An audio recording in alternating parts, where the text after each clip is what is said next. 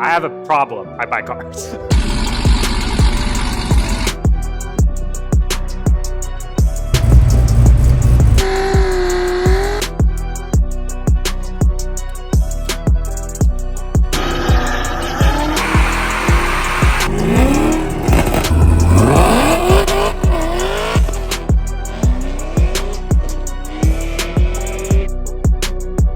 Welcome back, everyone, to another video. The long-awaited CTS-V. You guys loved the first one. Now we're finishing it up. Last time we had 3 CTS-Vs. Today we're going to finish up the blue one. Yeah, we're going to be doing in-depth tuning on this Opulent Blue CTS-V sedan on our mainline hub dyno over there. So we're going to be tuning the fuel, the timing, the air, the valves, the fluids, Tuning the tuner. in-depth tuning. You're gonna get to see how these different tuning changes affect the horsepower. And they're gonna be adding flex fuel that has electronic cutouts. The car's gonna make around 650, maybe 700. We're gonna see, do exhaust cutouts actually make a horsepower difference at that kind of power? We're gonna do a back-to-back test with them open and with them closed. Lots of tuning information in this video. We actually started our CTS-V wagon content in October of 2024. We did finally sell our CTS-V manual wagon, but we still got the sedan.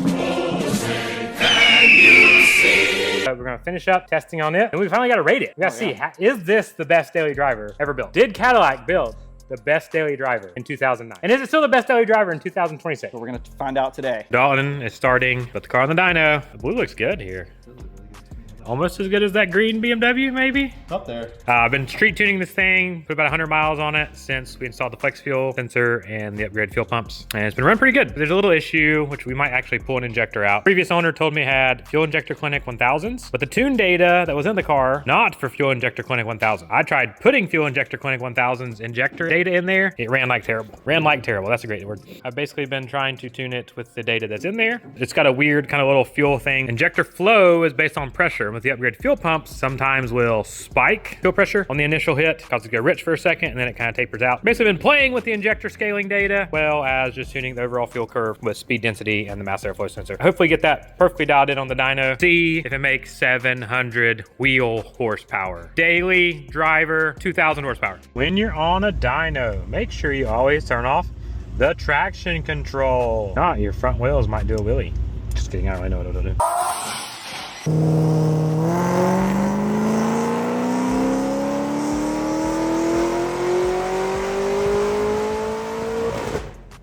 Well, it basically made exactly what I was expecting. I expected right at 600 wheel. That's exactly what it made. 604 torque.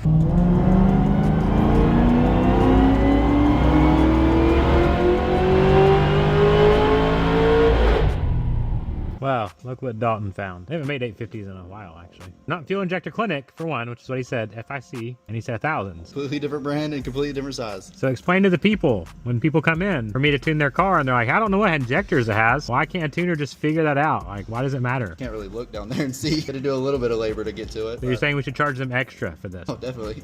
Okay, so I'm charging myself extra. Now I gotta go and change the injector oil rate again and then retune it. That's why it's really important, one, just let people take your car to a shop, let them build it for you. Yes, that's how I make money. Yes, that's what you should do. But also, you have to have good data. If you don't have good data, then your data will be wrong, and then your data will cause you to have issues. Good data, good parts, the only way to properly tune a car. Okay, so now I've got all the correct injector data in there. That means all of my fueling stuff is not gonna be off. Starting from scratch, not from scratch, but the fueling's gonna be off. I'm surprised it actually started up and is idling pretty decent. Here's a log that I took when I bought the car. It was tuned by this reputable tuner, and it had quite a bit of knock. So I've actually lowered the timing and richened it up. Go ahead and log it. See where we're at now with the correct injector data. Didn't change anything in the MAF scaling. Well, not awful, 4 or 5%. We'll go ahead and do another pull. It's lean, I'm just gonna let out. It might be lean. See what happens. All right, here we go.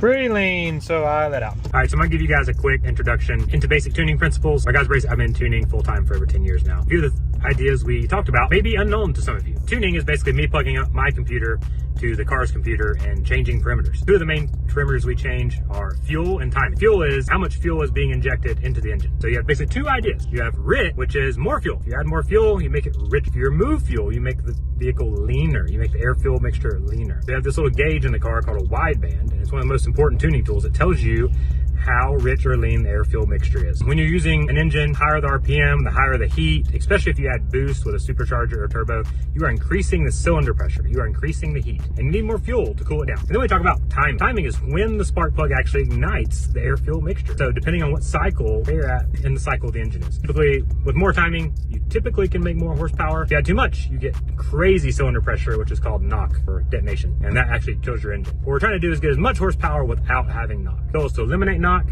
and make horsepower. Now, on something like this, like with turbo, like on my shirt, you can actually, change boost pressure pretty easily. On a supercharger, like on a CTS-V, boost is basically fixed. Pretty much every supercharger application, the boost is just fixed based on how fast you spin it. The faster you spin a turbo or the faster you spin a supercharger makes more boost. And in a lot of cases, more boost equals more power. So what'd you guys learn? More fuel? Rich. Yep, and less fuel. Lean. Wow, you guys are tuners.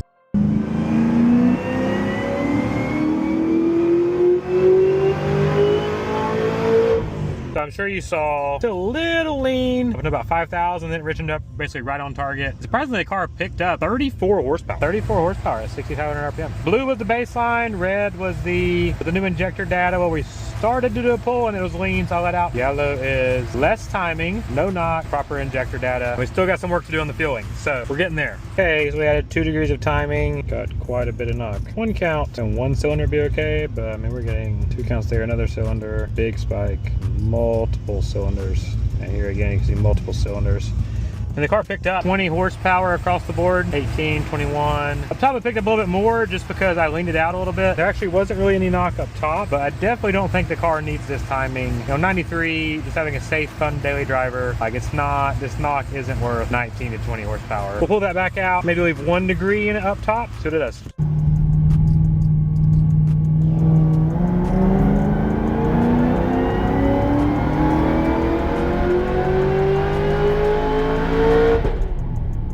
Made almost pretty close horsepower. I took out those 2 degrees. I left 1 in above 6,000. And you can see how much cleaner the knock log is. I mean, look at that. You got tiny, tiny little things on there. Before it was like, and now our timing is nice and smooth. No knock. 623, it made 638. I mean, overall, I think it's nice and safe there. My wife's gonna be driving this thing, so we're gonna leave it there. Put some E85 in it. Today we live in a very inclusive culture. Everybody's right and nobody's wrong. No, you're the best Subaru mechanic. No, you're the best. No, you are. No, you are. And yet Jesus made some pretty exclusive and extravagant claims about himself. One of those is in John 14. Jesus says, I am the way, the truth, and the life. No one comes to the Father except through me. So I actually attended a YMCA prayer breakfast I was invited to this morning.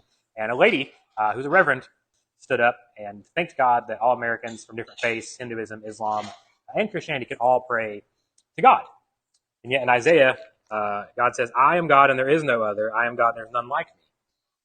Hinduism thinks that there's hundreds, thousands of them. Islam believes in a God who isn't revealed in the person of Jesus.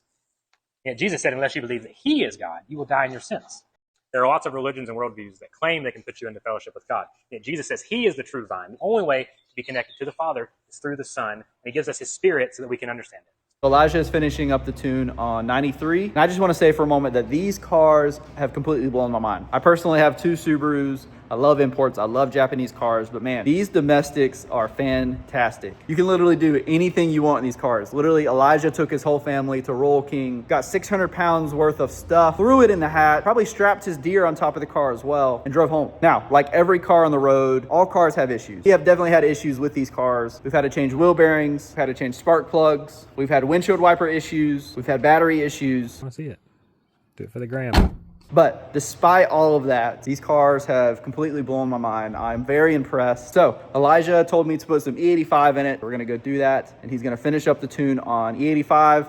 And hopefully, fingers crossed, we can get that 700 horsepower mark.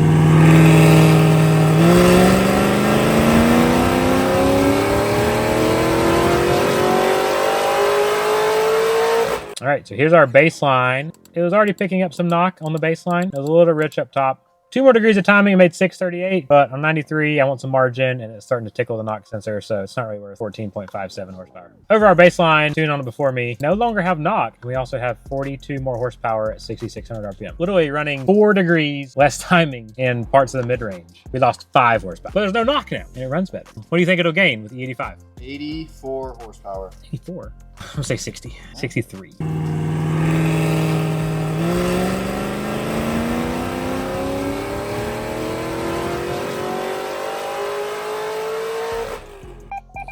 Interference defense.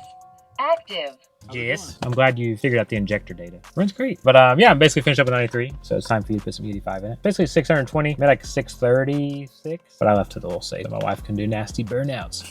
She's talking about nasty burnouts. Hey babes, what do you think about this Cadillac for the best daily driver? Pretty cool, practical, fits all our kids now. For now. Yeah, but kind of looks like a hearse. Yeah. And it's manual. You drive manual. I told you how to drive manual a long time ago. But what would you say if I bought you a really cool automatic Cadillac? Would you do burnouts in it? No. Why not? The children can't do that with the kids in the car. All right, kids, what do you think about this thing? I love this car. I love this car. Ready to go fast? Yeah. How fast though? Like, Not too fast.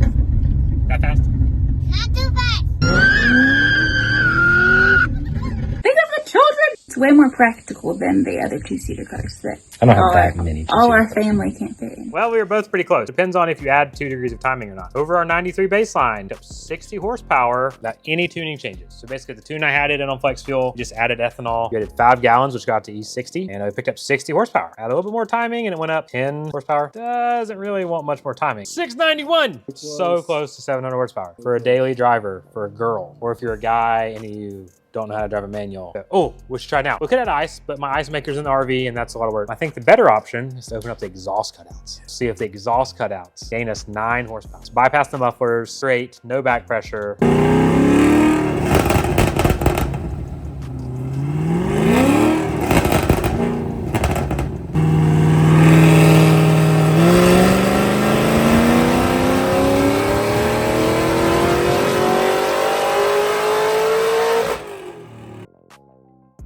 Nothing!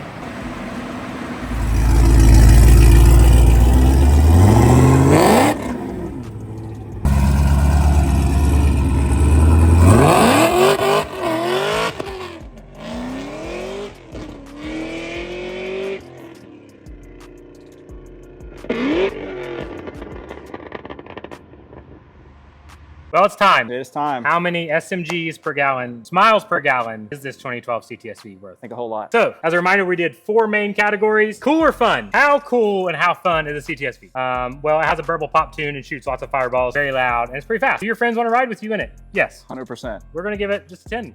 I agree. Fast and loud? Definitely fast and loud. Both. Handling drift. It does burnouts. You might be able to drift it. I don't know if I would drift it. I did drift the other CTS-V, the wagons. Give it it handles decently, but it's also a fat, am I allowed to say fat on YouTube? 8. Yeah. Convenience, comfort. Even though it was built in 2009 to 2014, got a lot of convenience and comfort. It's got Very cooled seats. luxurious. 4 doors. It's got a trunk. Value. You're getting so much car Yeah. for the money. You can get one of these in like a boring color for like $20,000 to $30,000. Definitely +2 for value. Yep. You're just getting a lot of car for the money. Oh, yeah. Unique. Our wagons are unique. The blue one was unique. Definitely not as plentiful as Mustang. Me and my kids counted like 30 Mustangs driving through Hickory in an hour period of time. It's all 0 CTS-V. Still not that unique.